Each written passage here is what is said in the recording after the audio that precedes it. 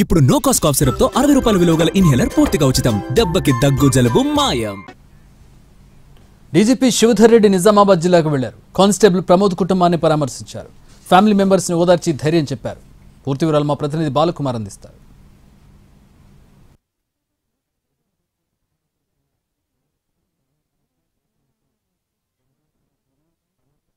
గుర్తిస్తుంది. ఇవాళ పోలీస్ అమరవీరుల సంస్మరణ దినం కూడా ఉంది. కొద్దిసేపటి క్రితమే డీజీపీ వచ్చారు. పోలీస్ శాఖ పూర్తిగా అండగా ఉంటుందని వాళ్ళకి భరోసా ఇచ్చారు ఫ్యామిలీకి. సో అలా ప్రమోద్ సతీమణి ప్రస్తుతం అంతా ఉన్నారు. సో అమ్మ డీజీపీ వచ్చారు, మాట్లాడారు. ఏం చెప్పారు అసలు? సార్, మాకు ఏ సహాయ సహకారం అయినా అందిస్తాము. ఎప్పుడు కాల్ చేసినా మాకు అండదండ ఉంటామని చెప్పారు సార్. మన కాలనీ రోడ్కి ప్రమోద్ కుమార్ నేమ్ పెడతాము అని చెప్పారు.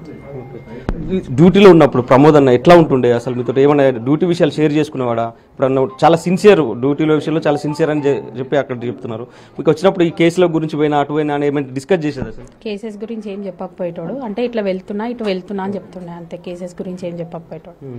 పోలీస్ డిపార్ట్మెంట్ ఉన్నప్పుడు ఎట్లా ఉండాలని ఆయన లక్ష్యం ఎట్లా ఉంటుండే మేడం? అంటే మీతో ఎట్లాంటి షేర్ చేసుకునేటువంటి అసలు?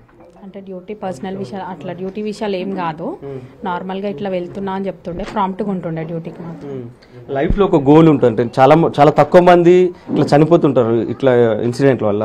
ఇంతకుముందు జవాన్లు అయితే యుద్ధాల సమయంలో చనిపోతుంటారు, కానీ ఇది చాలా అరుదు. సో ఎప్పుడైనా నా లక్ష్యం ఇది ఉండేది, నేను ఇట్లా ఉండాలనేది ఎప్పుడైనా చెప్పుకునేటువంటి? అట్లా ఏం లేదు సార్. అంటే ఉన్న దాంట్లో పిల్లలతో మంచిగా ఉంటే చాలా. సో ఇది మొత్తం మీద డీజీపీ కొద్దిసేపటి క్రితం వచ్చారు, కుటుంబ సభ్యుల్ని పరామర్శించారు. సో వాళ్ళకు భరోసానైతే ఇచ్చారు. పోలీస్ శాఖ అండగా ఉంటుందని చెప్పారు. ముఖ్యమంత్రి చెప్పడంతోనే తాను ఇక్కడికి వచ్చాను, పరామర్శించానని కూడా డీజీపీ వీళ్ళతో మాట్లాడారు. సో మొత్తం మీద ప్రమోద్ని కోల్పోయి ప్రమోద్ కుటుంబం మాత్రం ఇంకా ఆవేదనలోనే ఉంది. ప్రమోద్ని హత్య చేసిన నిందితుడిని పోలీసులు అయితే ఎన్కౌంటర్ చేశారు, కానీ వాళ్ళ కుటుంబానికి ప్రమోద్ లేని లోటును మాత్రం ఇంకా తీర్చలేదని చెప్పుకోవచ్చు. కెమెరామెన్ రవిచరణ్తో బాలకుమార్, ఎన్టీవీ, నిజామాబాద్.